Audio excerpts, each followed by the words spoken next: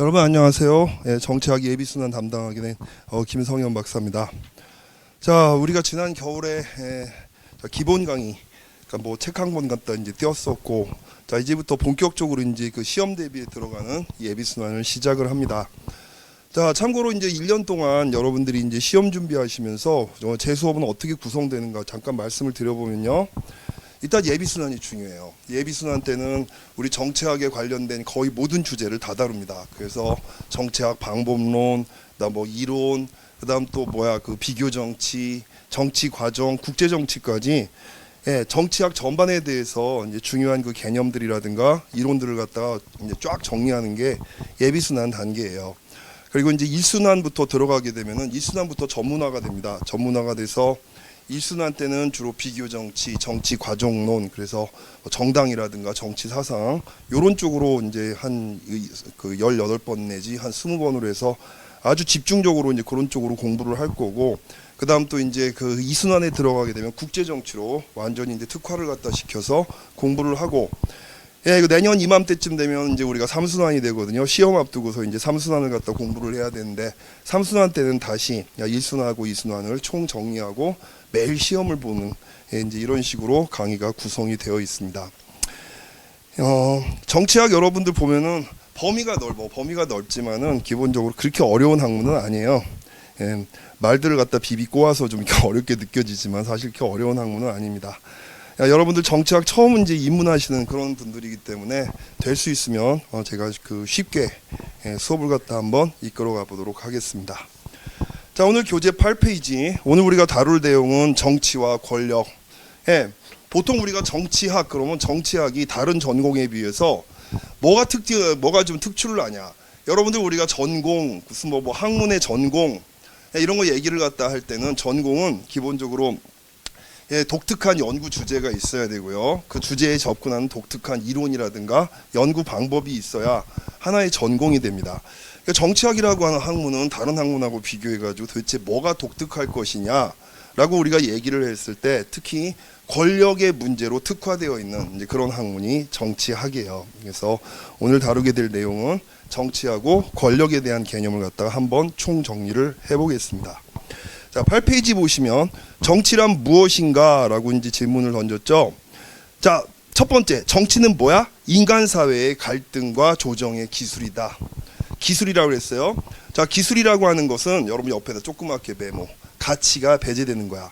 그러니까 기술이라고 하는 것은 완전히 중립적이고 뭐 누구의 편에 서는 것도 아니고 뭐 그런 거란 말이지. 그래서 그 인간 사회에 존재하면 인간 사회에서는 수많은 갈등들이 있죠. 사람들이 어떤 물질적인 이익을 갖다 추구하기도 하고 정신적인 가치를 추구하기도 합니다. 그러다 보니까 자, 사람들의 욕망은 무한한데 그거 갖다 충족시킬 수 있는 수단이라든가 아니면 그 대상들 같은 경우는 한정되어 있다 보니까 사람들이 필연적으로 갈등을 벌이고 싸움을 갖다 벌일 수밖에 없죠. 그렇죠? 정치는 뭐다? 이렇게 특정한 가치라든가 물질을 갖다 둘러싸고 경쟁을 갖다 벌이는 사람들의 이익을 조정해주는 기술이다. 그렇죠? 그래서 적재적소에 누가 무엇을 가져야 되고, 그렇죠? 자원을 어떻게 배분해야 되는가 이런 것들을 갖다가 정돈해주는 기술이 정치입니다. 자, 읽어볼게요. 함께 살아가는 인간들 사이에 언제나 갈등과 이견이 발생할 수밖에 없습니다. 뭐 인간들이 천사는 아니잖아, 그렇죠?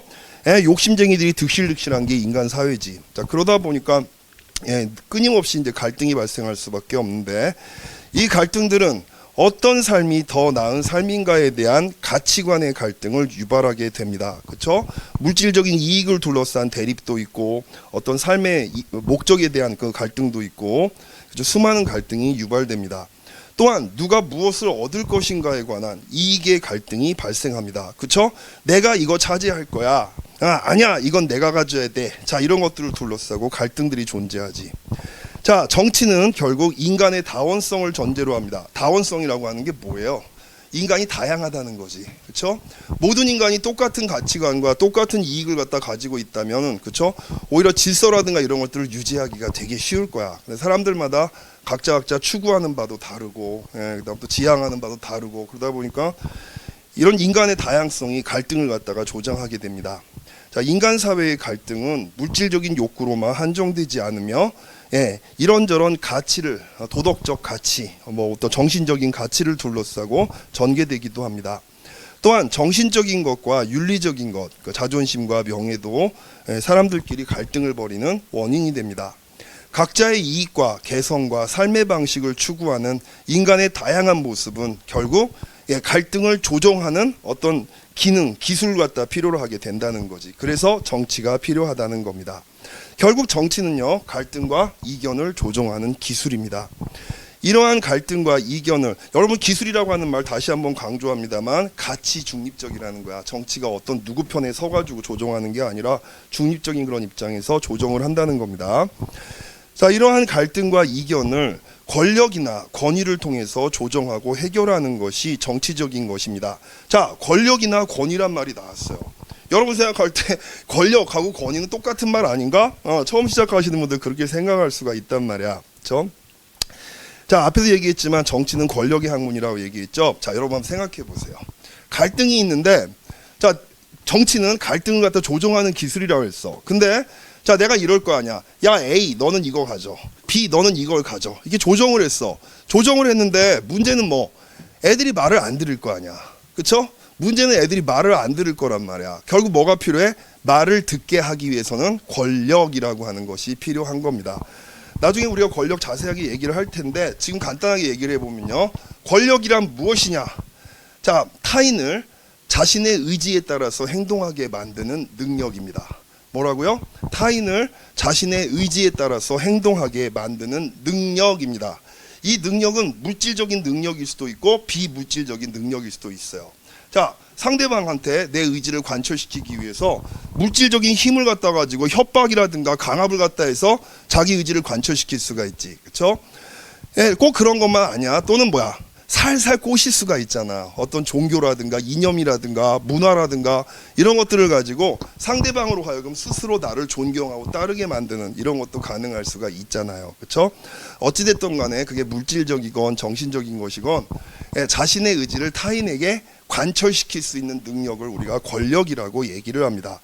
자, 그럼 권위는 또 뭐야? 권위는 아주 쉽게 얘기할게. 권위는 권력을 행사할 수 있는 자격이야. 뭐라고요? 권위는 권력을 행사할 수 있는 자격입니다. 자, 아무나 권력을 갖다 휘두르는 게 아니죠. 자, 권위라고 하는 것은 권력을 갖다 발동하기 위한 하나의 이제 그 자격이라고 얘기하는데 이 자격은 어떻게 주로 어디서 주어질까? 여러분 독일의 사회학자 막스 베버라고 하는 사람이 여기서 아주 유명한 말을 남겼죠. 그리고 지금도 정치학자들도 많이 쓰는 얘기인데 첫 번째는 전통에 의해서 주어진다. 권력을 행사할 수 있는 자격이 권위라고 하는 것이 전통에 의해서 주어진다. 이런 거지. 개똥아버지 저기 왜 김부자가 시키는 말을 갖다 계속해서 따르고 사세요. 아주 김부자 저 사람 못된 사람인데 좀 반항도 좀 하고 좀 싸움도 해봐. 딱 얘기하는데 개똥아버지가 뭐라 그래? 야, 우리 아버지 때도 할아버지 때도 우리는 김부자네 집에서 그 소작을 부쳐 먹고 살았어. 이런 거. 이런 게 뭐야? 전통이야. 전통에 의한 지배란 말이야. 그렇죠? 권력을 행사해도 된다라고 하는 자격이 뭐에 의해서 주어져? 전통에 의해서 주어진다는 얘기입니다. 자, 두 번째는 카리스마야. 자, 카리스마라고 하는 것은 개인이 가지고 있는 어떤 업적이라든가 어떤 신화적인 요소, 이런 것들을 갖다 우리가 카리스마라고 얘기합니다. 왜 그런 거 있잖아. 왠지 어떤 A라고 하는 그 지도자가 있는데 그 지도자를 내가 만나본 적은 없어. 만나본 적은 없는데 그 사람을 둘러싼 무용담, 그 사람의 업적을 갖다 둘러싼 수많은 이야기들, 그렇죠? 자, 이런 것들이 하나의 신화적인 요소가 되어서 나로 하여금 복종을 갖다 하게 만든다는 거지. 그래서 카리스마라고 하는 것 때문에 우리가 그 권력을 갖다 행사하도록 용인하게 된다는 얘기고, 자, 세 번째가 여러분들 뭐냐면 자, 법입니다. 자, 법이라고 하는 것이 만들어져 있고 법이라고 하는 것이 너와 나의 이제 그 삶을 갖다 지배하고 있기 때문에 법에 따라서 나는 저 사람한테 충성을 갖다 바칠 수가 있다. 저 사람의 지배를 갖다 허용할 수 있다는 거지. 그래서 막스 베버는 자, 권력을 갖다 행사할 수 있는 자격은 이 세 가지로 인해서 주어지게 된다라고 하는 얘기를 한 거란 말이죠. 자, 그렇습니다. 자, 갈등과 이견을 권력이나 권위를 통해서 조정하고 해결하는 것이 정치적인 것입니다. 그렇죠? 권력과 권위가 없으면 말 안 들어. 그렇죠? 내 마음대로 할 거야. 내가 그거 가질 거야. 막 이런단 말이지. 자, 정치는 인간이 생활을 영위하는 데 필요한 일반적인 규칙을 만들고 보존하고 수정을 갖다 하는 활동입니다. 그렇죠? 권력이나 권위를 가지고 게임의 룰을 만든단 말이지. 그 룰에 따라 갖고 사람들한테 가치를 배분해 주는 거죠. 갈등을 조정하고. 자, 규칙에 대한 상이한 의견과 갈등을 조정하고 원활한 규칙의 작동을 위해 협력을 이끌어내는 것이 정치입니다. 그러나 모든 갈등이 해소될 수는 없다는 점에서, 그렇죠? 아무리 정치를 갖다가 우리가 뭐 잘한다고 하더라도 세상에 존재하는 모든 갈등은 해소할 수가 없지. 그래서 넓은 의미에서 정치는 갈등 해소 자체보다는 갈등 해소를 위한 끝없는 노력이라고 우리가 이해를 할 수가 있습니다. 자, 정치에 대해서 첫 번째는 갈등과 조정의 기술로서 정치에 대해서 우리가 알아봤어요. 자, 두 번째 개념은 통치 기술로서 정치입니다. 통치 기술로서의 정치. 한마디로 요 시각은 바로 행정부 중심의 시각이야. 정부가 중심이 되어서 시민들이 정책이라든가 이런 것들을 만들어서 시민들한테 공급하고 사회 질서를 갖다 유지하는 그런 이제 기술이 정치다. 한마디로 행정의 기술이야. 국가를 통치하는 기술. 자, 비스마르크 누구야 여러분들? 독일의 유명한 철혈재상이죠. 그렇죠? 자, 비스마르크는 뭐라고 얘기를 했느냐? 정치는 과학이 아니다 기술이라고 얘기를 했습니다. 그렇죠? 통치 기술은 집단적인 결정을 만들고 강화시킴으로써 사회 내에서 통제를 행사하는 것입니다. 이처럼 정치를 통치 기술로서 정의할 경우 정치는 밑줄 쫙, 즉 국가와 관련된 일을 의미하게 된다. 바로 행정이야. 쉽게 말하면 국가의 정책, 행정이란 말이죠.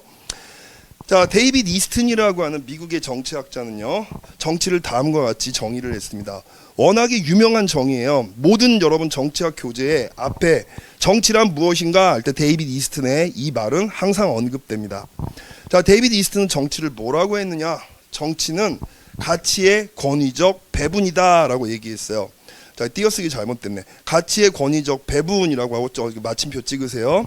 정치는 가치를 권위에 입각해서 적재적소에 배분하는 기술이 바로 정치다. 정치학 연구는 권위의 행사를 연구하는 것이다. 자, 권위를 누가 행사해? 국가가 행사하지. 그렇죠? 정치학 연구는 뭐야? 권위를 행사하는 국가의 기능을 연구하는 것이다 라고 하는 그 얘기죠. 자, 권위는 뭐야? 정당한 권력을 행사할 수 있는 자격입니다. 자격. 권력이 다른 사람의 행동에 영향을 미치는 능력인 반면에, 그쵸? 아까 권력 뭐라고 그랬어? 타인을 나의 의지에 따라 행동하도록 만드는 능력이라고 그랬잖아. 그래서 권력이 다른 사람의 행동에 영향을 미치는 능력인 반면에 권위는 그렇게 할 권리와 자격입니다. 그 권리와 자격은 막스 베버는 이 세 가지에 의해서 부여된다. 전통, 카리스마, 법에 의해서 부여된다고 얘기를 한 거죠. 즉 권위에는 승인이 따라야 됩니다. 자격이니까 그 자격을 갖다가 그래 네가 나한테 권력을 행사할 수 있는 자격이 있어라고 사람들이 승인을 해야 된단 말이지. 그렇죠? 이거 봐. 전통에 입각해서 너의 지배를 승인한다. 아유, 카리스마, 신화적인 것 때문에 당신의 지배를 내가 받아들이겠습니다. 아유, 법이 그렇게 되어 있으니까 내가 당신의 지배 받아들일게요. 이런 식이란 말이야. 그렇죠? 예, 그래서 권위에는 승인이 따라야 합니다. 즉 권위는 정당성 혹은 적법성 속에서 행해지는 권력입니다. 그렇죠? 예. 권위적 가치들은 사회에서 널리 수용되고 있으며 그러므로 많은 시민들을 구속하는 것으로 간주합니다. 아니, 사회에서 널리 수용되지 않는 것들은 권위를 가질 수가 있겠어요? 당연히 못 가지겠지. 그렇죠? 자, 그러므로 많은 시민들을 구속하는 것으로 간주됩니다. 권위의 배분 행위는 곧 정책과 관련된 일이고 정책은 국가의 업무죠. 그러니까 데이비드 이스튼이 말하는 정치는 가치의 권위적 배분이다. 이 말은 바로 정치는 국가의 업무다. 통치의 기술이다. 라고 하는 그런 식의 얘기입니다. 자, 데이비드 이스튼의 정치 개념 비판, 조금 어려운 얘기인데, 자, 이 사람은 정치를 어떤 정치체, 즉 정부 기구에 집중된 사회 조직 제도 안에서 발생하는 것으로 간주를 합니다. 자, 말이 어려우면 다 지워버려. 정치를 정부에서 발생하는 것으로 간주한다. 이렇게 생각하면 됩니다. 근데 정치가 꼭 정부에서만 일어나는 건 아니잖아. 여러분들 시민사회의 저항이라든가, 그렇죠? 군부의 쿠데타라든가, 엄청나게 많은 권력을 둘러싼 관계들이 있잖아. 근데 이스트는 자, 뭐야? 정치를 갖다가 국가가 사회에 존재하는 가치를 적재적소에 배분하는 그런 이제 통치 기술이다. 이렇게 얘기를 하다 보니까 너무 국가의 활동에만 집중을 해버린 거예요. 그렇죠? 자, 이 경우 정치는 내각이라든가 행정부, 자, 입법부, 정부 부서 등에서 실행되는 것으로만 이해되며 정치 활동 역시 특수한 인간 집단, 그러니까 정치가 공무원, 로비스트 등의 활동으로만 한정이 됩니다. 아까 얘기한 시민사회라든가 각종 이익단체라든가 언론이라든가 이런 것들은 정치의 개념에 포함이 안 되는 거란 말이지. 자, 이렇게 정치를 좁게 이해함으로써 현대 생활에 작용하는, 심지어는 요즘 여러분들 어때? 세계화가 되면서 국제정치적인 현상 이런 것들이 국내 정치에도 영향을 미치잖아. 자, 이런 것들도 다 이제 고려를 안 하게 되는 그런 문제가 생기게 되는 거란 말이에요. 너무 국가 중심으로만 생각을 하고 있다는 거죠. 자, 정치 영역을 구성하는 각 행위자들을 그들이 수행하는 기능에 의해서만 정치 행위자로 인식하는 그런 한계가 있습니다. 자, 어려운 말 나왔어요, 여러분들. 기능이라고 하는 말 나왔어. 기능. 자, 여러분 봐봐. 주로 여러분들 이과 다니는 학생들은 오히려 기능이란 말이 우리 사회과학 공부하는 학생들보다 더 익숙할걸? 자, 왜? 자, 기능이라고 하는 것은 어떤 전체를 유지하기 위해서 단위들이 수행하는 일을 얘기하는 겁니다. 자, 여러분 봐봐. 좀 아름답지 않지만 제 몸을 봐주세요. 아름답지 않은 몸이지만 봐봐. 이 김성현의 몸은 하나의 전체야. 이 몸을 구성하는 여러 가지 단위들이 서로 상호 의존을 하면서 이 김성현이라는 몸의 질서를 유지하고 있단 말이지. 그렇죠? 자, 그때 심장은 몸을 유지하기 위해서 어떤 일을 하는가, 콩팥은 무슨 일을 하는가, 이런 것들을 우리가 뭐라 그래? 기능이라고 부르는 겁니다. 그렇죠? 자, 데이비드 이스트는 정치를 뭐라고 본 거냐면 사회를 유지하기 위해서, 자, 다시 한번 잘 얘기합니다.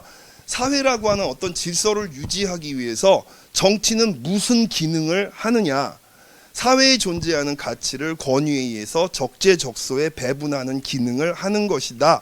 이렇게 얘기를 한 거야, 이 사람이. 정치를 그러다 보니까 정당 정치의 등가물로 취급하거나 그런 이제 문제가 있다는 거예요. 정치적인 것의 영역은 의식적으로 이데올로기적 믿음에 의해 동기화되고 정당과 같은 어떤 형식적인 조직의 구성을 통해서 이데올로기적 믿음을 추구하고자 하는 국가 행위자에 한정됩니다. 자, 이것도 길게 써 있고 되게 어려운데 만약에 어려우면 다 지워버리고 바로 뭐다? 정치의 기능을 국가의 기능으로만 한정했다. 이렇게 생각하면 돼. 간단해. 뭐라고? 정치의 기능을 국가의 기능으로만 한정했다. 다시 얘기합니다. 정치의 기능은 뭐야? 사회에 존재하는 수많은 가치를 적재적소에 권위에 입각해서 적재적소에 배분해 주는 기능이 정치의 기능이야. 근데 그거 누가 해? 국가가 하는 거지. 국가의 기능만 다시 얘기하고 마는 거잖아요. 사회에 엄청나게 많은 정치 행위자가 존재하는데 여전히 정치를 갖다 국가의 업무로만 한정하게 되는 문제가 있다는 거죠. 자, 9페이지 기능주의적 문제. 정치가만 정치적 기능을 수행하는 행위자로 이스트는 간주합니다. 즉 공무원은 중립적이고 비정치적으로 행위하는 한에서 비정치적인 것으로 묘사되고 재판관은 법을 공정하고 법리에 따라 해석하는 한에서 비정치적인 행위자로 간주합니다. 무슨 소리? 공무원도 비정치적인 행위자, 재판관도 비정치적인 행위자, 정치가만 정치를 갖다 정치적 기능을 하는 것처럼 이렇게 설명한다는 거지. 그러나 실제로 공무원과 재판관 모두 정치에 영향을 미치는 중요한 행위자가 될 수도 있습니다. 자, 9페이지 가져서 3번 도구주의적이고 기능주의적인 정치 개념의 문제점. 자, 여러분 봐봐. 자, 이 말이 좀 어렵거든요. 자, 봐봐요. 옛날 사람들 있잖아. 우리가 얘기하는 고대 그리스 사람들. 고대 그리스 사람들은 정치를 기술의 차원에서 보질 않았습니다. 아시겠죠? 우리가 르네상스라고 부르는 근대시대 이후부터 사람들이 정치를 하나의 기술, 윤리가 배제되어 있는 가치 중립적인 어떤 기술 이런 식으로 보는데, 자, 옛날 사람들은 어땠어? 정치는 마땅히 윤리를 추구해야 된다. 정치는 마땅히 어때? 시민들을 갖다가 정의로운 길로 이끌어야 된다라고 하는 게 옛날에 이제 그 정치의 개념이었어. 자, 정치라고 하는 것이 계속해서 어떤 사회를 살아가는 사람들이 나아가야 될 방향이라든가 우리 모두가 지향해야 될 목표라든가 이런 것들을 제시하기보다는 그냥 사회에 존재하는 갈등을 갖다 적재적소에 요렇게 배분하는 게 정치다. 이래 버리게 되면 어때? 예, 정치가 무엇을 위해서 존재하는가? 그냥 사람들이 이익을 갖다 이렇게 이렇게 저렇게 분배하고 조정하는 것이 궁극적으로는 도대체 무엇을 위한 것인가라고 하는 그런 목적에 대한 답을 줄 수가 없죠. 과거에 이제 그 우리가 얘기하는 고대 정치학자들, 나중에 우리가 정치 사상 들어가면 플라톤, 아리스토텔레스 같은 사람들을 공부를 할 텐데, 자, 이런 사람들은 정치는 뭐를 위해 존재해? 바로 사람들을 갖다 윤리 그리고 정의로운 길로 이끌기 위해서 정치가 존재한다라고 하는 일종의 목적 같은 것들을 제시를 했단 말이야. 근데 이제 현대 정치 개념은 그런 게 없습니다. 자, 근대 이후에는요, 여러분 이거 되게 중요한 얘기예요. 정치와 도덕이 분리되었다. 자, 근대라고 하는 건 여러분 보통 이제 우리가 14세기, 15세기 이후부터 우리가 근대 시대라고 얘기하거든요. 14세기, 15세기. 서양에서는 그 시기를 우리가 르네상스 시기라고 얘기를 합니다.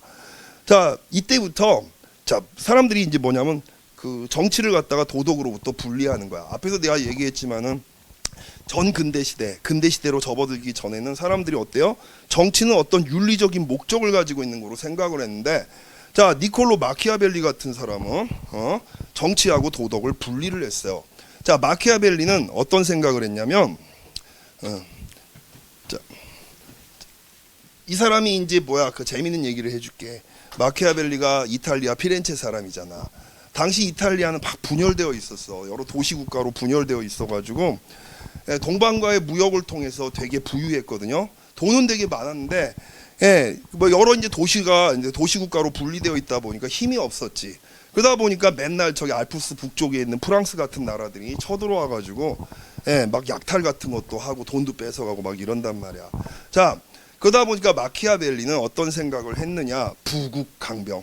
조국을 강하게 만들기 위해서는 무엇보다도 권력이 필요하다. 권력이 필요한데, 자, 특히 조국을 갖다가 이제 강하게 만들기 위해서는 군주가 중심이 되어서 권력을 추구해야 된다. 군주가 중심이 되어서 권력을 추구해야 돼. 즉 이때 군주는 어떤 도덕적인 구속, 어떤 종교적인 책임감 이런 것들로부터 벗어나야 된다는 겁니다. 군주는 철저하게 바로 목적을 중심으로 부국강병이라고 하는 목적을 중심으로 때에 따라서 어때? 부국강병을 위해서 거짓말도 서슴지 않고 해야 돼. 때에 따라서 어때요? 폭력을 갖다가 사용을 갖다가 해야 돼. 사자의 용맹, 여우의 간계 이런 식으로 해갖고 때에 따라서는 폭력을, 때에 따라서는 거짓말을 이런 것들을 갖다가 해서라도 부국강병의 목적을 지켜야 된다 이렇게 주장을 하면서 정치와 도덕을 분리를 시켰던 사람이 니콜로 마키아벨리입니다. 자, 마키아벨리를 기점으로 해서 지금까지도 어때요? 정치와 도덕은 분리되어 있어. 지금 현대 어떤 사람이 정치는 인간을 갖다 도덕적으로 만드는 것이다. 시민을 도덕적으로 만드는 것이다. 그런 식으로 주장하는 사람이 지금 어디 있냐고. 특히 그 영국하고 미국 쪽의 정치학자들은 철저하게 이렇게 도구주의 또는 기능주의적인 그런 이제 설명을 갖다가 하고 있습니다. 자, 여러분 도구주의란 말이 좀 낯설 거예요. 자, 좀 재밌는 얘기를 한번 해보자. 여러분 서양 철학은 말이야 고대부터 현대까지 이성 중심주의. 자, 이성 중심주의라고 하는 게 서양의 핵심입니다. 서양의 문화, 그다음에 이제 철학, 사회과학 다 이제 이성을 갖다 중심주로 하는데, 여러분 이성이라고 하는 게 뭘까? 이성이라고 하는 것은 어떤 능력을 얘기해요. 어떤 능력? 첫 번째는 윤리적인 판단 능력입니다. 두 번째는 이익을 계산하는 능력입니다. 자, 저 사람 합리적이다. 저 사람 되게 이성적이다 라고 얘기할 때는 첫 번째는 어떤 의미가 있어? 자, 무엇이 우리가 가야 될 길이고 뭐가 선한 삶인가를 판단할 줄 아는 그런 능력. 이걸 갖다 우리가 이제 이성적인 것이라고 얘기를 해요. 자, 또 다른 거는 바로 뭐냐면 저 사람 되게 이성적이다 얘기할 때 똑똑 부러지지. 뭐가 자기가 좋아하는 거고 뭐가 자기의 이익이 되고 불이익이 되는가를 갖다 명확하게 제시하는 사람. 이때 자, 용어를 알려드려 드릴게. 이걸 우리가 뭐라 그래? 윤리적 이성 또는 무슨 도덕적 이성, 성찰 이성이라고 얘기하는 사람도 있어. 윤리적인 판단력을. 이익의 계산 능력을 우리가 뭐라고 한다? 이걸 도구적 이성이라고 부르는 거야. 도구적 이성. 자, 근데 서양의 역사와 철학에서 자, 근대 이전에, 그러니까 르네상스 이전, 14세기 이전에는 어때요? 주로 윤리적인 이성이 설학사를 하고 사상사를 지배하고 있던 시절이었었어요. 근데 어때? 르네상스 이후부터는 도구적 이성이 역사를 지배하는 이런 상황이 돼버립니다. 그래서 윤리 같은 것들을 배제하게 되는 거란 말이지. 자, 정치가는 권력을 추구하는 위선자로 자주 묘사됩니다. 그렇죠? 왜? 윤리를 안 따라가니까. 도덕 같은 거 별로 안 중요하니까. 중요한 건 바로 뭐야? 지금 뭐야? 권력을 갖다가 내가 어떻게 유지하는가 이런 게 중요하니까.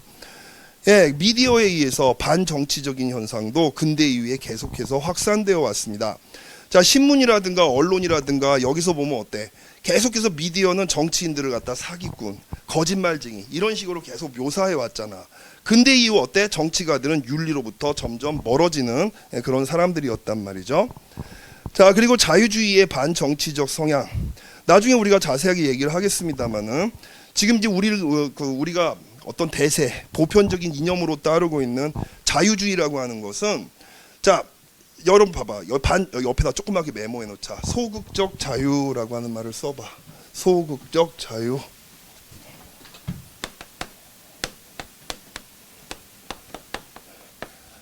자, 우리가 자유주의, 자유민주주의 이렇게 얘기하잖아요. 그때 자유주의자들이 추구하는 자유를 우리가 소극적 자유라고 얘기를 합니다. 이건 뭐? 소극적 자유는 뭐? 외부로부터 간섭을 받지 않는 자유야. 아시겠죠? 외부로부터 간섭을 받지 않을 자유. 이게 소극적 자유예요. 그러니까 뭐야? 이 자유주의자들이 매기하는 자유는 어떤 공동체적인 업무, 정치적인 일에 시민들이 적극적으로 참여해서 원하는 것을 갖다 얻어내고 하는 그런 자유가 아니라 나는 개인적으로 내 삶을 살 테니까 여기에 대해서 개입하거나 방해하지 마. 이게 이제 자유주의자들이 생각하는 자유야. 그러다 보니까 어때? 정치적인 과정이라든가 여기에 대해서 무관심해질 수밖에 없지. 그렇죠? 그냥 나는 관여하기 싫어. 나에 대해서 이래라 저래라 하지 마. 개입하지 마. 이게 이제 소극적 자유거든. 소극적 자유를 추구하는 자유주의는 어때? 정치적인 문제에 사람들이 적극적으로 참여하거나 관여하는 거 이런 것들에 대해서 별로 그다지 중요하게 생각을 안 합니다. 그래서 우리가 뭐라고 얘기를 해요? 자유주의는 반정치적인 성향을 가지고 있다라고 얘기하는 겁니다. 자, 자유주의자들이 보기에 개인은 이기적입니다. 즉 뭐 자기 이익의 극대화를 추구하는, 즉 도구적 이성을 추구하는 존재가 개개인입니다. 그렇기 때문에 정치 권력은 필연적으로 부패하게 된다라고 자유주의자들은 봐요.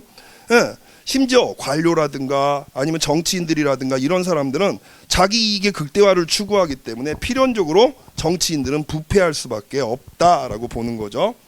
정치 권력은 자, 그런 이제 국가 권력이라든가 정치 권력이 개인의 삶에 대해서 이래라 저래라 개입하는 것은 바람직하지 않다는 거야.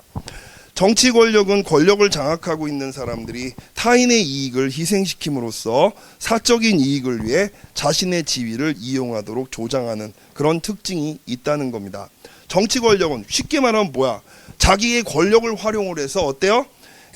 타인의 이익을 희생시키고 자기 이익의 극대화를 갖다 추구하는 그런 성향이 있다는 거지. 그래서 자유주의자들은 정치를 되게 부정적으로 봅니다. 그리고 그런 정치에 사람들이 개입하는 것에 대해서도 그다지 뭐 이렇게 바람직하게 보지도 않고 정치가 개인의 삶에 개입하는 것도 그다지 바람직하게 보지 않는 게 자유주의입니다. 다음 이제 공적 업무로서의 자유주의자들은 그럼 정치를 전혀 안 하냐? 이 사람들은 자기 자신들의 이익이 침해받았을 때 정치에 참여한다고 보는 거야, 그렇죠? 내 영역을 지키고 사는데 외부에는 어떤 그 힘들이 내 영역을 침범했을 때 그때 사람들은 정치에 나서게 된다라고 자유주의자들은 보는 거예요. 자, 자유주의의 과제는 그러나 정치가를 없애고 정치를 종결시키기보다는 정부의 권한, 그렇죠? 국가가 개개인의 삶을 침해하지 않도록 정부 권한이 남용되지 않도록 견제와 억제를 통해서 다원적인 정치의 수행을 보장하는 것에 초점을 맞춥니다. 이것도 말이 어려우면 한마디로 뭐 자유주의자들은 정부의 권한이 개인적인 삶을 침해하지 않는 것에 무엇보다 중요성을 둔다. 이렇게 여러분이 생각하시면 되겠습니다. 자, 네 번째, 공적 업무로서의 정치. 자, 공적 영역과 사적 영역의 구분. 예, 근대 시대 대의민주주의의 발전과 함께 정치적인 것과 비정치적인 것의 경계를 공적인 영역과 사적인 영역으로 구분하게 된. 말이 어렵죠. 쉽게 얘기를 해볼게. 자, 역사적인 얘기를 좀 해야 되는데, 여러분들이 이제 그 유럽에서 17세기, 18세기가 되면 시민혁명이라는 게 일어난단 말이야. 시민들이 들고 일어나서 왕권을 갖다가 타파하지. 그쵸? 예, 혁명을 일으켜서 이제 국왕의 권한을 갖다 제한을 하고 의회 제도를 발전시키고 이렇게 했단 말이지. 자, 그 과정에서 이 시민혁명을 갖다 일으켰던 누구? 당시 근대 부르주아 계급들, 그러니까 산업가 계급들. 자, 이런 사람들이 의회를 갖다 장악을 갖다 하고 이른바 얘기하는 대의 민주주의라고 하는 걸 발전을 시킵니다. 대의 민주주의라고 하는 건 뭐야? 국민들이 직접 정치에 참여하는 게 아니라 선거 같은 것들을 통해서 우리들의 대표를 갖다 뽑고 그 대표가 입법부, 그러니까 의회라든가 행정부에 진출해서 시민들을 대신해서 통치하는 것, 이게 대의민주주의지. 그렇죠? 자, 그래서 의회제도라든가 무슨 뭐 행정부라든가 그러니까 삼권 분립이라든가 이런 원리들을 갖다 발전을 갖다 시키게 되면서 어떤 일이 벌어지느냐? 자, 그렇게 그런 것들이 탄생하면서 정치적인 영역과 비정치적인 영역이 구분되는, 예, 이런 상황이 생겼단 말이야. 그쵸? 자, 옛날에는 어땠어? 옛날에는 국왕이 왕의 명령이 곧 뭐야? 사회적인 삶이었어. 왕이 그냥 백성들한테 이래라 저래라. 그러니까 왕이 지배하는 정치적인 영역이 시민의 삶하고 구분이 안 됐지. 근데 이제 어떻게 된 거야? 시민혁명 이후에는 의회제도라든가 행정부라든가 이런 것들을 만들어서, 자, 얘들의 영역, 한마디로 뭐 공적인 영역, 그 다음 또 어때? 사람들의, 시민들의 일반적인 삶, 사적인 영역, 두 개가 분리되는 거란 말이지. 이거 되게 중요합니다, 여러분. 민주주의 원리에서, 특히 현대 민주주의 원리에서 되게 중요해요. 자, 이렇게 분리시켜 놓고, 자, 계속 더 얘기해 볼게요. 공적인 영역에서는 어떤 원칙이 작동한다? 공적인 영역에서는 공익을 중심으로 활동을 해라. 그러니까 국회라든가 정부라든가 아니면 무슨 뭐 법원이라든가 얘네들이 작동하는 데 있어서 기본 원리는 공익을 위해서, 모든 사람들의 이익을 위해 작동해라. 그런 원칙이 공적인 영역에 적용이 되고, 사적인 영역은 어때? 개인의 이익을 갖다 중심으로 작동을 갖다 하는, 이렇게 구분되는 그런 영역으로 사회가 존재하게 된다는 거야. 여러분들 보시면은 무슨 뭐 공적인 영역 이런 데는 사람들이 민주주의를 지켜라, 인권을 지켜라 요구들 많이 하잖아. 근데 실제로 사적인 영역은 어때요?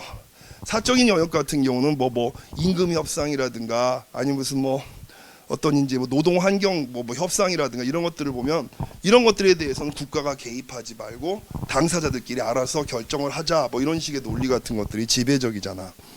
그렇죠? 근대 이후부터는 그래서 이제 그 공적인 영역과 사적인 영역이 분리됐다라고 하는 거, 이게 상당히 중요합니다. 뒤쪽 가서 나중에 존 로크 얘기할 때 자세하게 얘기할 거예요. 자, 근대 시대 대의민주주의의 발전과 함께 정치적인 것과 비정치적인 것의 경계를 공적인 영역과 사적인 영역으로 구분하는 현상이 나타났습니다. 공적인 영역은 공익을 위해서 작동하는 영역, 사적인 영역은 개인의 이익을 위해 작동하는 영역, 이런 식으로 구분됐죠. 자, 고대 아리스토텔레스. 자, 고대 시대에는, 그러니까 근대 시대 전에, 그러니까 고대 그리스 시대, 이때 아리스토텔레스는, 이때는 어땠어? 정치하고 비정치적인 것이 구분이 안 됐어요. 이 당시에는. 보세요. 아리스토텔레스는 인간은 정치적 동물이라고 얘기했습니다. 여러분 이 위에다가 조금 메모 좀 해봐. 정치적 동물이라고 하는 말은 무슨 소리냐면, 인간은 본성에 있어서, 동물이라고 하는 건 본성을 얘기하는 거야. 본성에 있어서 공동체적인 업무에 적극적으로 참여하고 토론하고 비판하고, 자, 이게 인간의 본질이라는 거야. 인간은 어때? 필연적으로 정치를 할 수밖에 없다는 거지. 개개인은 어때요? 개개인은 공동체적인 업무에 일상적으로 참여해서 자기 목소리를 내고 원하는 것을 얻고 사람들하고 의견을 조정하고, 이게 인간의 본질이야. 그렇죠? 이걸 뭐라고? 인간은 정치적 동물이라고 얘기를 한 겁니다. 그러니까 공동체적인 삶과 시민들의 정치 참여가 분리가 안 되지. 그렇죠? 이해되시죠? 자, 이게 아리스토텔레스의 시각이야. 요걸 갖다 우리가 아테네 공화주의라고 부릅니다. 공화주의란 말이 위에다 써놓으세요, 여러분들. 공화주의, 자유주의하고 공화주의는 달라요. 자, 인간은 정치적 동물이고 정치 공동체 내에서만 인간은 행복한 생활을 영위할 수 있다고 아리스토텔레스는 봤습니다. 무슨 말? 정치적인 영역과 비정치적인 영역을 구분할 수가 없다는 거지. 인간은 계속해서 정치적인 삶을 살아야지만 자신의 본성을 갖다 유지할 수가 있다는 거죠. 정치는 여기 나오네. 정의로운 사회를 창조하는 하나의 윤리적인 활동으로 간주를 했습니다. 그렇죠? 고대 시대에는 앞에서 여러분한테 얘기했지만 이런 윤리성이라든가 이런 것들이 이제 계속해서 존재했죠. 정치는 사람들을 윤리적으로 만드는 목적을 가지고 있다. 그래서 정치와 사회가 고대 시대에는 분리가 되지 않았던 겁니다. 그런데 근대 이후, 앞에서 얘기한 르네상스 이후부터 공적인 것과 사적인 것이 분리가 되기 시작했습니다. 자, 국가하고 시민사회가 분리되기 시작했어요. 자, 국가의 영역에는 의회, 행정부, 사법부 이런 영역과 그 다음 또 거기에 속하지 않는 일반 시민들의 사회 두 개가 분리돼서 아까 얘기한 대로 국가 영역은 공공성을 중심으로 작동해야 되고 시민사회는 개인의 이익과 개성을 위해서 작동해야 된다라고 하는 이런 이원적인 작동 논리가 생겨나게 된 거죠. 자, 주로 국가의 제도, 정부기구, 사법부, 경찰, 군대, 사회보장제도 등등은 공동생활의 집단적 조직을 책임진다는 점에서 자, 말이 어려워. 공동생활의 집단적 조직을 책임진다? 말이 어려우면 쫙 지워버리고 공익을 추구한다는 점에서 이렇게 하면 여러분 이해하기 쉽지. 그쵸? 자, 다시 국가의 제도는 공익을 추구한다는 점에서 공적인 것으로 간주가 됩니다. 또 공적인 자금으로 비용이 충당됩니다. 반면에 시민사회, 민간사회는 사회의 공적 이익을 위해서라기보다는 자신들의 만족을 위해 개별 시민들에 의해 만들어지고 사적인 이익이 지배하는 영역이 시민사회예요. 개별 시민들에 의해 만들어지고 또 자금이 충당됩니다. 가족, 혈족 집단, 사기업, 노조, 클럽, 기타 공동체 집단 이런 것들이 사적인 영역의 공동체라고 할 수 있습니다. 자, 이 시각에서는 자, 이렇게 정치적인 영역과 그다음 비정치적인 영역을 구분하거나 공적인 영역과 사적을 갖다 구분하는 이런 시각에서는 이처럼 국가와 시민사회를 구분한 상태에서 정치는 국가 자체의 활동과 공공기관에 의해 적절하게 행사되는 책무로 한정합니다. 밑줄 쫙. 정치는 뭐야? 아까 얘기한 국가의 영역이야. 공공성의 영역이 정치야. 그렇죠? 그러나 대안적인 견해들, 여기에 대해서 좀 비판하는 그런 견해들은 시민사회를 국가와 구별하지만 시민사회도 말이 어려운데 나름 공적인 역할을 담당하는 그런 이제 그 단체지 않냐 이런 식의 얘기를 하기도 한다고. 아까 다시 정리를 해보면 국가는 공적인 역할을 하고 시민사회는 사적인 역할을 한다 이런 식의 구분이 오랫동안 유지되어 왔잖아. 근데 요즘에 하는 얘기들은 뭐야? 시민단체들도 나름 어때요? 국가를 대신해서 공적인 역할을 어느 정도 수행하고 있다라고 하는 그런 이제 주장이 나오고 있다는 겁니다. 자, 정치를 공적인 업무로 파악하는 견해에서 정치는 개인적인 업무와 제도를 침해해서는 안 되는 것으로 간주합니다. 자, 요게 중요해. 무슨 소리? 정치가 사적인 영역을 침해해서는 안 된다. 다른 말로 얘기하면 국가가 시장을 침해하거나 조정해서는 안 된다. 그렇죠? 국가가 개인의 삶에 이래라 저래라 관여를 해서는 안 된다. 이게 뭐야? 자유주의적 시각이에요. 또한 정치는 개인적이고 사적인 관계에서 발생할 수가 없다라고 생각을 합니다. 자, 이게 무슨 소리? 시민사회, 우리들의 사적인 삶에서는 결국 정치라고 하는 것에 따라 사는 게 아니라 우리는 각자 자기 능력과 자기 이익을 추구하며 살아가면 된다라고 하는 이런 식의 시각, 이게 전형적인 자유주의적 시각입니다. 자, 다음 10페이지 타협과 합의로서의 정치. 자, 이 정치 개념은 정치가 수행되는 영역보다는 결정이 이루어지는 방법에 보다 초점을 맞춥니다. 무슨 소리냐? 정치는 타협과 화해와 협상을 통해서 갈등을 해소하는 특수한 수단으로 봅니다. 정치는 평화로운 토론과 조정을 의미하고 바람직한 정치는 권력을 폭넓게 분산시키는 것입니다. 무슨 소리? 각자가 정치를 갖다가 권력을 행사할 수 있는 그런 다원적인 사회를 갖다 만드는 것이 바람직한 정치다라고 하는 그런 식의 얘기죠. 각자가 작은 권력들을 갖다 가지고 각자가 다양하게 존재를 하면서 서로 타협과 합의를 갖다 이뤄 나가는 것이 정치다라고 보는 그런 시각입니다. 자, 근데 비판이 있지. 서구 다원주의 민주주의에서 발생하는 정치 형태에 너무 과도하게 치우칩니다. 서양에서는 어때요?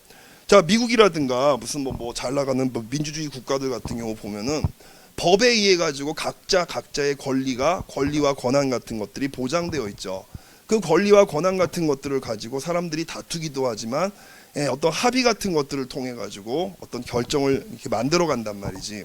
이게 가장 바람직한 정치라고 보는데, 자, 서양에서는 그런 것들이 가능할지 모르겠어. 근데 많은 이제 그 나라에서는 자, 그렇지 않지. 강력한 어떤 지도자가 명령을 내리고 사람들은 그냥 따라간다거나, 그렇죠?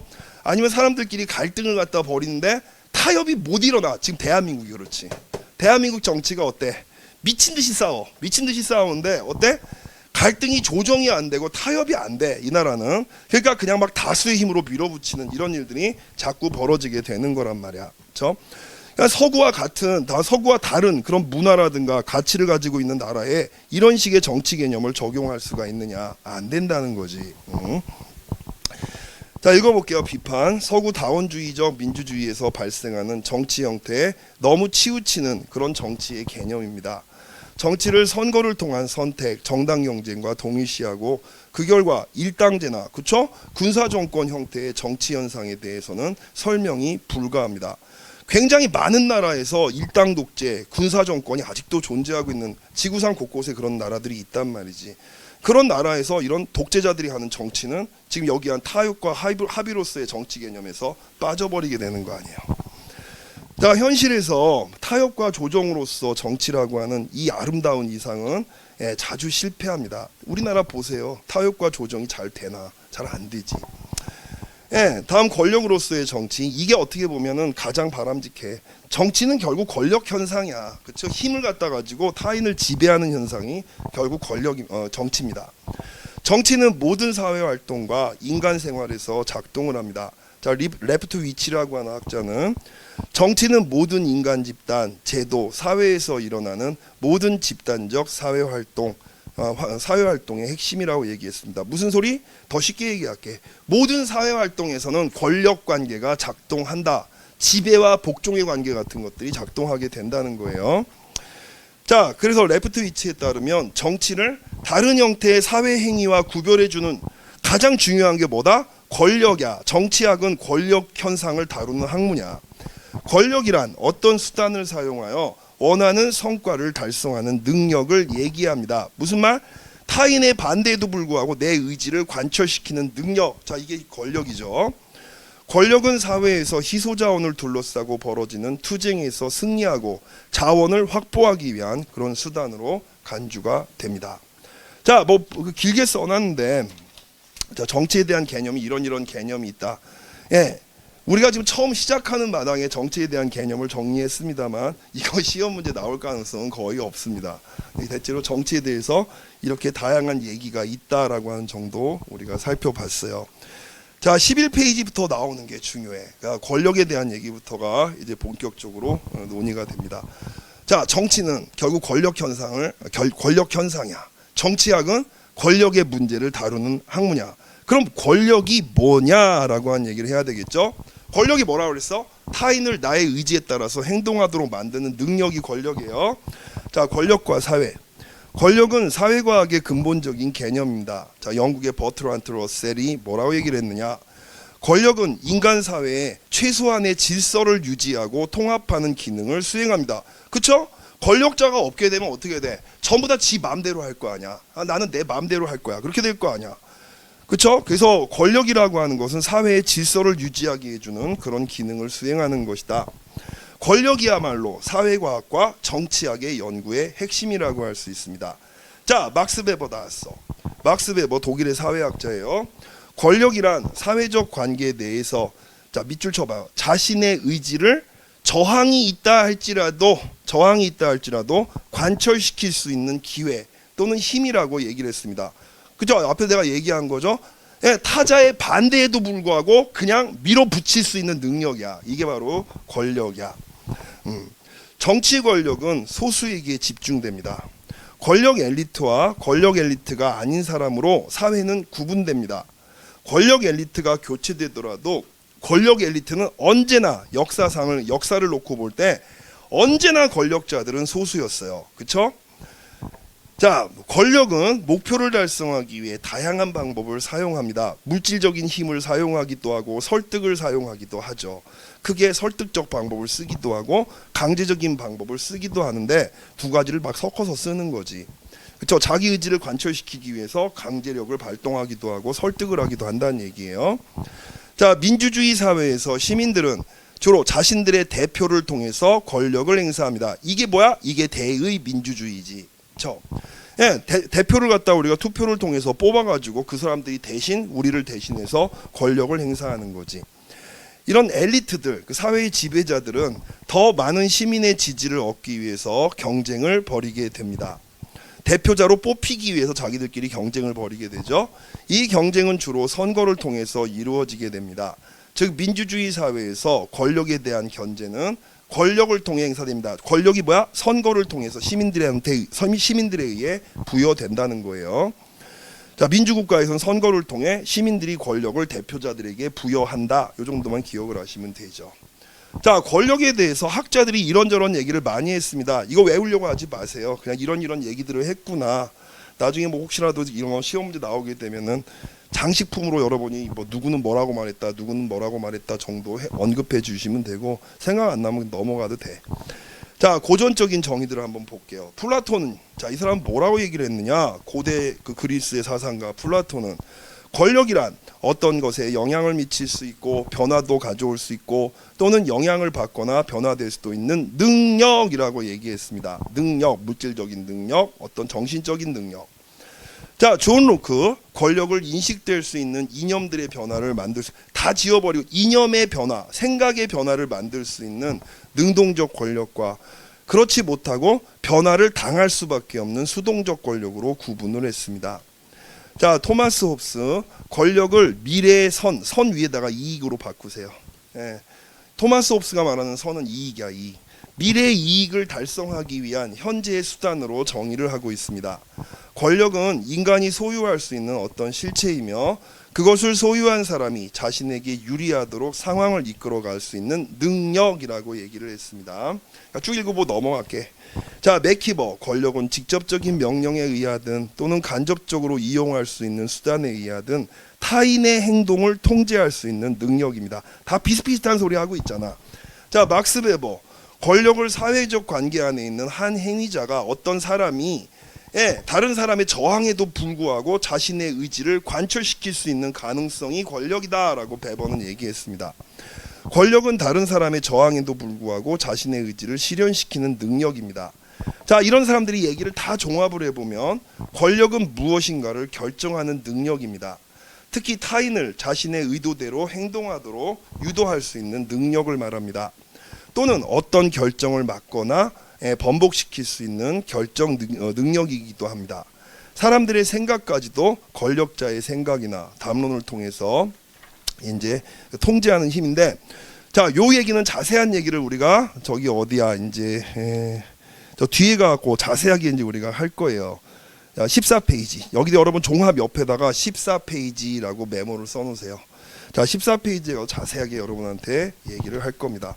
권력은 세 가지 차원에서 행사될 수 있다. 일단 여기선 그 정도만 이제 메모를 하고 넘어가 봅시다. 자, 지금부터 조금 이제 핵심적인 얘기, 어려운 얘기가 나올 텐데, 자, 내가 말로 먼저 여러분한테 말씀을 풀이를 먼저 해드리고, 그 다음에 여러분이 텍스트를 보면 좀 이해하기가 쉬울 거야. 자, 권력을 연구하는 사람들은요, 사회과학에서 권력을 연구하는 전통이 두 가지 큰 전통이 있습니다. 첫 번째는 실체론이라고 하는 전통이 있고, 어떤 사람은 권력을 관계론이라고 하는 그런 시각에서 권력을 이해하려고 한단 말이지. 이거 되게 쉬운 얘기야. 근데 이제 글이 어렵게 나와서 최대한 쉽게 얘기해 볼게. 실체론은 자, 권력 행사 방향이 일방적으로 행사된다고 보는 겁니다. 무슨 소리? 강자가 약자한테 내 의지를 일방적으로 관철시키는 거. 이게 권력이라고 보는 거야. 뭐라고? 실제로는 권력의 행사 방식을 일방적으로 본다. 그냥 센 놈이 약한 놈한테 그냥 자기 의지 관철시키는 거. 자, 이게 이제 실체론적인 입장이에요. 자, 그리고 실체론자들은 다음에 중요한 게, 자, 물질적인 권력을 강조하는 특징이 있습니다. 바로 뭐? 내 눈앞에 있는 애한테 내 말을 듣게 하려면 바로 뭐가 필요해? 겁을 줘. 그냥 폭력을 행사해서 겁을 주든가, 아니면 돈을 갖다 꺼내서 딸랑딸랑 보여줘야지. 너 내 말 들으면 이거 가질 수 있는데 꼬셔야 될 거 아니야. 그쵸? 당장에 피지배자 약한 애를 내 말에 따르게 만들기 위해서 당장에 꺼내서 쓸 수 있는 힘의 자원들, 주로 뭐? 물질적인 거. 이걸 되게 강조하는 게 실체론의 특징입니다. 자, 요 두 가지만 기억하시면 돼요. 권력은 뭐야? 일방적으로 행사된다. 물질적인 권력을 중시한다. 이게 실체론이야. 관계론은 자, 권력은 쌍방향적으로 행사된다.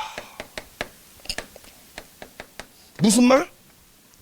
일방적으로 힘센 놈이 약한 애를 갖다 그냥 일방적으로 지배해버리는 게 아니라 약한 애의 동의와 합의에 기초한 것이 권력 행사다라고 보는 거예요. 그렇죠? 자, 왜? 그래야 어때? 권력 관계가 오랫동안 유지되거든. 그냥 무조건 강압적으로만 밀어붙이게 되면 어때?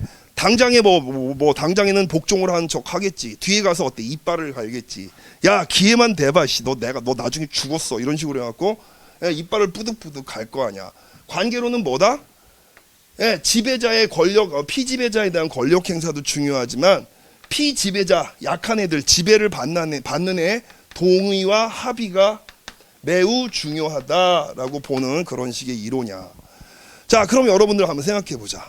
약한 사람이 어떨 경우에 동의와 합의를 해줄까? 지배자들의 지배에 대해서 어떤 식으로, 어떤 경우에 동의와 합의를 해줄까? 예를 들어서 같은 문화, 그쵸? 같은 문화. 또 뭐가 있을까? 같은 이념. 아이고. 같은 이념. 그쵸? 같은 어떤 가치. 자, 이런 것들을 갖다 공유할 때는 되게 지배가 수월할 거 아니야. 응? 그쵸? 같은 어떤 종교적인 시각에서 무슨 이제 나의 지배를 갖다 인정해 준다거나, 그렇죠? 이런 식의 지배는 되게 오랫동안 유지될 수가 있는 거란 말이지. 이런 게 이제 관계론의 특징이에요. 관계론은 그래서 주로 어때? 비물질적인 권력을 중시하는 그런 그 특징이 있고, 권력의 행사를 갖다 주로 설득에 의한 동의와 합의로 보는 그런 특징이 있는 게 관계론입니다. 자, 요건 되게 중요한 구분이에요, 여러분들. 자, 권력에 대한 연구는 크게 실체론적 전통과 관계론적 전통이 있습니다. 자, 실체론과 관계론, 이 두 관점은 권력이 무엇인지, 어디에서 오는지, 어떻게 작용하는지에 대해서 서로 다른 접근 방식을 취합니다. 자, 먼저 실체론. 자, 핵심 개념. 권력이란 개인이든 집단이든 특정 행위자가 내부적으로 가지고 있는 속성입니다. 자원 또는 능력이라고 봅니다. 마치 돈, 지식, 힘, 지위와 같이 행위자 자체가 소유하거나 가지고 있는 실체, 피지배자한테 내 의지를 관철시키기 위한 어떤 실체, 내가 가지고 있는 거, 바로 물질적인 자원이지. 이걸 강조하게 되는 거야. 자, 내용을 볼게요.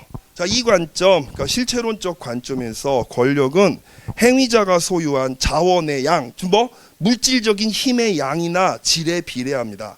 그걸로 내 의지를 관철시켜 버리는 거야. 예를 들어 많은 돈을 가진 사람은 경제적인 권력이 있고 그 돈을 활용을 해서 타자를 지배하는 거죠. 전문 지식이 풍부한 사람은 지식을 활용해서 타자를 지배합니다. 자신의 의지를 관철시키는 거죠. 강력한 군사력을 가진 국가는 군사적인 권력에 입각해서 어때? 약소국을 갖다가 약소국한테 자기의 의지를 관철시켜 나가게 됩니다. 권력은 관계나 상호작용 이전에 행위자 그 자체가, 행위자가 권력을 행사하는 사람이 가지고 있는, 실질적으로 가지고 있는 것, 당장에 꺼내서 쓸 수 있는 것으로 간주가 됩니다. 자, 예시 한번 볼게. 내가 이 예시를 좀 재밌으라고 만들었는데, 자, 김 사장은 회사의 대주주로서 막강한 권력을 가지고 있다. 또는 그 국가는 핵무기를 보유하고 있어서 국제사회에서 강력한 힘을 발휘한다와 같은 표현은 실체론적인 관점을 반영을 합니다. 그렇죠? 즉 권력의 원천이 행위자, 김 사장, 국가가 직접 소유하고 있는 것으로, 그렇죠? 좀 물질적인 것으로 그 대주주 지분이라든가 핵무기에 있다라고 보는, 그래서 이걸 갖다 가지고 일방적으로 자기 의지를 관철시킬 수 있다라고 보는 그런 시각이 실체론이란 말이지. 특징, 권력을 측정 가능한 자원이나, 그러니까 물질적인 거죠. 예, 측정 가능한 그런 속성으로만 파악하려는 경향이 있습니다. 권력의 잠재력이나 보유량에 대해 초점을 맞춥니다. 자, 힘이 센 애는 뭐야? 권력을 많이 가지고 있는 애. 어떤 거? 돈이라든가 무기를 많이 가지고 있는 애가 힘이 센 애다. 이런 식으로 얘기를 하는 거란 말이지. 그러니까 권력에서 비물질적인 요소를 고려하지 않습니다. 자, 그 행위자 관계, 중심의 관계. 이 말은 무슨 소리냐면 권력을 가지고 누가 얼마만큼이나 많이 가지고 있는가, 이거를 중시한다는 거지. 자, 한계. 행위자가 실제로 가진 자원이나 속성이 항상 권력 행사로 이어지는 것은 아니며 상대방과의 관계나, 이게 포인트죠. 상대방과의 관계나 상황에 따라 권력이 다르게 발휘될 수 있다는 점을 설명하기가 어렵습니다. 그렇죠? 예를 들어 갖고 받아들이는 사람이 예를 들어 이런 거 아니야. A라고 하는 나라가 B라고 하는 나라한테 자, 이 무기로 막 협박을 해. 협박을 갖다 하는데 받아들이는 입장에서 어때? 마지 못해서 동의를 하겠지만 이건 어때? 뒤에 가갖고 계속해서 반란을 꿈꾸고, 그쵸? 저항을 갖다가 꿈꾼단 말이야. 이건 어때? 제대로 된 지배, 권력 행사라고 할 수가 없는 거지. 그래서 권력이라고 하는 것은 상대방과의 관계나 상황에 따라서 권력이 다르게 발휘될 수 있다는 점을 설명하기가 어렵다는 겁니다. 요거를 설명해 주는 게 뭐야? 관계론입니다. 관계론. 자, 관계론 핵심 개념.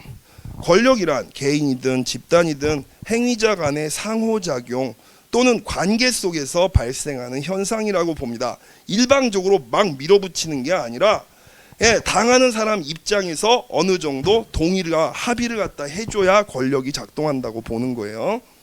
권력은 어떤 행위자가 다른 행위자에게 영향력을 행사하거나 다른 행위자의 행동을 자신이 원하는 방향으로 변화시킬 수 있는 능력, 그러니까 자신의 의지를 관철시킬 수 있는 능력을 의미하며 이는 오로지 관계 속에서만 이루어질 수가 있다고 보는 시각입니다. 자, 내용 볼게요. 이 관점에서 권력은 A라는 행위자가 B라고 하는 행위자의 행동에 영향을 미칠 수 있는 관계 구조나 역학에서, 힘의 관계에서 발생을 합니다. B가 A에 대해 의존성을 가지고 있거나 A가 B에게 보상이나 처벌을 제공할 수 있는 위치에 있을 때 관계적인 권력이 발생합니다.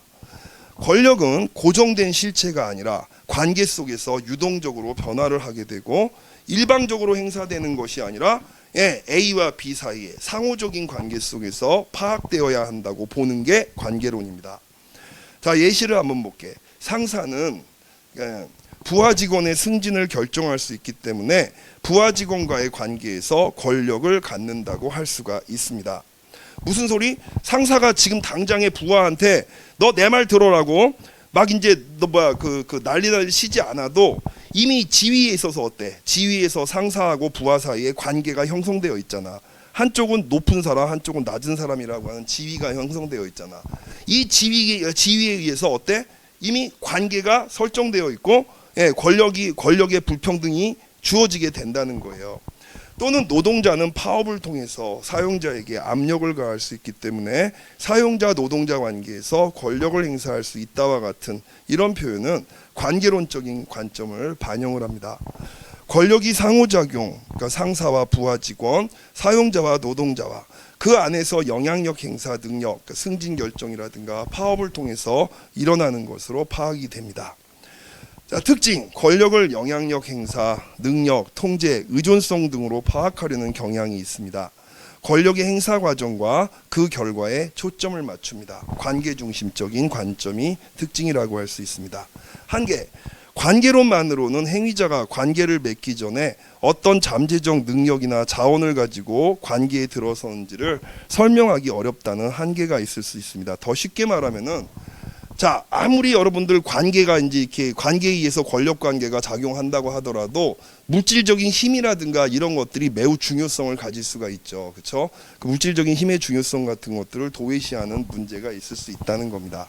자, 13페이지 가셔서 실제로 사회 현상을 분석할 때는 이 두 가지 권력 관점 중에 하나만을 사용하기보다는 행위자가 가진 자원, 실체론이 어떻게 관계 속에서 그러니까 바로 이거야.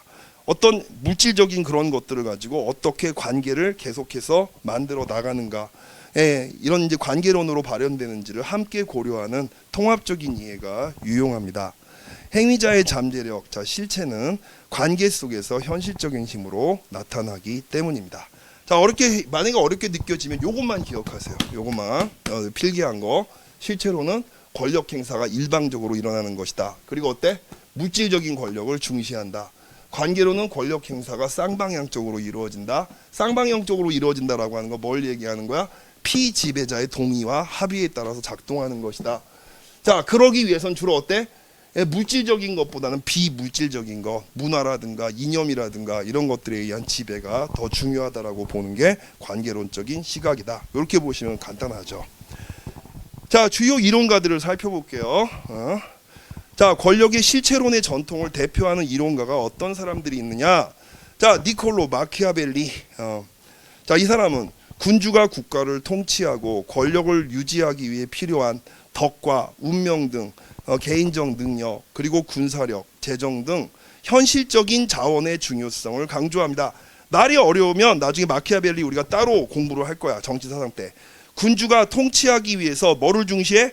개인적인 능력, 군사력, 재정, 현실적 자원, 실체론이지. 그렇죠? 실체론이야. 이런 것들을 중시했습니다. 권력을 획득하고 행사하는 데 필요한 실질적 수단과 어떤 자원의 소유 여부에 초점을 맞춘다는 점에서 당연히 실체론적 관점의 초기 형태로 볼 수 있는 이론가가 니콜로 마키아벨리입니다. 자, 토마스 홉스, 이 사람도 나중에 정치사상 파트에서 우리가 공부할 사람인데, 홉스는 권력을 장래에 얻을 수 있는 뚜렷한 선이 뭐라고 그랬어? 이익이라고 그랬죠? 뚜렷한 이익을 얻기 위해서 내가 지금 가지고 있는 수단, 미래에 내가 어떤 이익을 얻기 위해서 지금 내가 보유하고 있는 수단, 이거 어때? 실체론이잖아. 그렇죠? 이걸로 정의를 합니다. 즉 권력은 부, 명성, 친구 등 행위자가 가진 자산이나 능력을 의미하며, 곧바로 써먹을 수가 있는 자산이나 능력을 의미하며, 이러한 수단을 많이 가진 사람이 더 강력하다라고 봤습니다. 그렇죠? 전형적인 실체론이죠. 자, 국가의 권력 역시 모든 개인들의 힘과 수단이 하나로 집중된 실체라고 간주를 했습니다. 자, 막스 베버는 권력을 사회관계 내에서 다른 사람의 저항에도 불구하고 자신의 의지를 관철시킬 수 있는 개연성, 그러니까 능력이라고 해도 돼. 능력으로 정의를 했습니다. 비록 이 정의 자체에 사회관계가 포함되지만 그가 제시한 권력의 기반, 계급, 지위, 정당이나 정당한 지배의 유형, 아까 우리가 얘기한 거 카리스마적, 전통적, 합법적인 지배는 행위자가 소유하거나, 밑줄 치세요. 행위자가 소유하거나 물려받거나 획득하는 자원이나 속성에 강하게 연결되어 있다. 그렇죠? 행위자가 직접 꺼내서 쓸 수 있는 힘의 원천, 이런 점에서 실체론적 관점에서 중요하게 다루어집니다. 카리스마는 개인의 속성이고 지위는 사회적 위치라는 자원이며 계급은 경제적 자원과 관련이 있습니다. 자, 어쨌든 이 세 사람이 실체론을 대표하는 이론가다라고 하는 정도, 이 정도만 일단 여기서 알아두시고, 다음 관계론을 대표하는 이론가는 어떤 사람들이 있느냐? 자, 로버트 달, 한 명 한 명이 다 주옥 같은 인물들입니다. 자, 권력에 대한 행동주의적 정의를 제시한 대표적인 학자입니다. 자, 이 행동주의란 말 몰라도 좋아. 지금 단계에서 몰라도 좋아요. 행태주의, 행동주의 지금 몰라도 좋습니다. 자, 그냥 다른 뭐라고 얘기했어? 권력을 A가 B에게, B가 자발적으로 하지 않았을 어떤 것을 하게 만드는 능력, 일방적으로 관철시키는 거잖아. 실체론이지. 그렇죠? 근데 여기에서는 뭐냐면, 자, B의 의사를 갖다가 적극적으로 고려하기 때문에 관계론적인 의미가 있다는 겁니다. 보세요. 이는 명확하게 A와 B라는 두 행위자 간의 관계와 상호작용 속에서 권력이 나타난다는 관계론적인 관점을 보여줍니다. 자, B의 어떤 자발성, B의 자발적인 복종 이런 것들을 강조하기 때문에 로버트 달의 이 권력 개념은 관계론적인 성격을 좀 가지고 있다 그런 얘기고. 자, 미셸 푸코, 이 사람 프랑스의 이제 그 철학자예요. 푸코는 권력을 특정 개인이나 국가가 소유하는 실체가 아니라 사회 전반에 걸쳐 미세하게 작동하는 관계이자 전략으로 파악을 합니다. 자, 일단 읽고 나서 제가 쉽게 설명해 드릴게요. 권력은 억압적인 밑줄 치세요. 권력은 억압적인 기능뿐만 아니라 생산적인 기능을 하며 담론, 지식, 제도 등을 통해 신체를 규율하고 주체를 형성하는 방식으로 작용한다. 말이 어려워. 이제 아주 재밌는 사람인데 말이 어려워. 말이. 자, 쉽게 얘기를 해볼게. 미셸 푸코라고 하는 학자는 프랑스 학자인데, 뭐 내가 프랑스에서 공부한 사람이라 이제 이 사람의 책도 엄청나게 많이 읽었죠. 프랑스에서는 거의 필수적으로 읽어야 되는 사람이야. 근데 자, 이 사람은 근대 이후에 나타난 지배 방식, 권력 관계를 갖다가 되게 재미있게 이제 추적을 합니다. 이 사람에 따르면 가장 간단하게 말하면 근대 이후의 권력은 표준을 통해서 작동한다는 거야.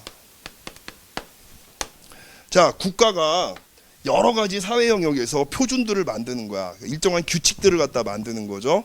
그 규칙을 갖다가 가지고 사람들한테 보편적으로 적용을 하는 거야. 일반인들한테.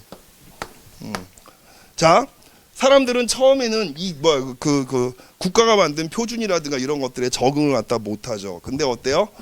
국가가 이 표준을 잘 따르고 기준을 잘 따르는 사람들한테는 보상을 주고, 그렇지 않은 사람들을 처벌을 하게 되면서 사람들은 점점 이 표준에 익숙해져 간다는 거지. 나중에 여러분 어때? 이 표준이 자기의 머리가 아니라 몸에 각인이 돼. 자, 여러분들 내가 쉽게 예를 한번 들어볼게. 자, 여러분들 우리 초등학교 시절로 한번 돌아가 봅시다. 여러분 초등학교 1학년 때 선생님이 이거 얘기해 주실 거야. 여러분들 띵동댕동 띵동댕동 저 소리가 들리면요 조용히 일어나서 책을 덮고 바깥에 나가서 놀다가 저 소리가 다시 한번 들리면 와서 책상에 앉아야 돼요. 자, 규칙을 줘 선생님이. 모든 애들이 해야 될 표준을 준단 말이야. 근데 애들이 자, 이걸 잘 못 따라가는 애들 있지. 그 종소리 듣고서도 뭐 이제 학교에 그 교실에 안 들어오는 애들이 있고 그렇단 말이야. 그런 애들한테 선생님이 체벌을 주고 잘 지키는 애들은 무슨 막 칭찬도 해주고 막 그러잖아요. 자, 이게 이제 계속 반복되면서 사람들은 어때? 이제는 여러분들 이 띵동댕동이라고 하는 게 머리가 아니라 몸속에 각인이 되는 거야. 바로 여러분 고등학교 3학년 때 어떻게 될까? 고3 때가 되면 띵동 소리가 나자마자 몸이 반응하잖아. 그냥 바로바로 튀어나가잖아. 그쵸? 예, 바로 이거. 자, 지배자들이 어떤 표준을 만들면 사람들은 어때? 이 표준에 익숙해지게 되고 어느 순간이 되면 이 표준을 내가 왜 따라가야 되는지, 내가 왜 이걸 지켜야 되는지를 잊어버려. 더 나아가서 이 기준을 따르지 않는 사람들을 따르는 사람들이 배척을 하고 억압을 하고 소외를 시켜버리는 이런 식의 방법으로 저기 권력이 작동하게 된다는 거지.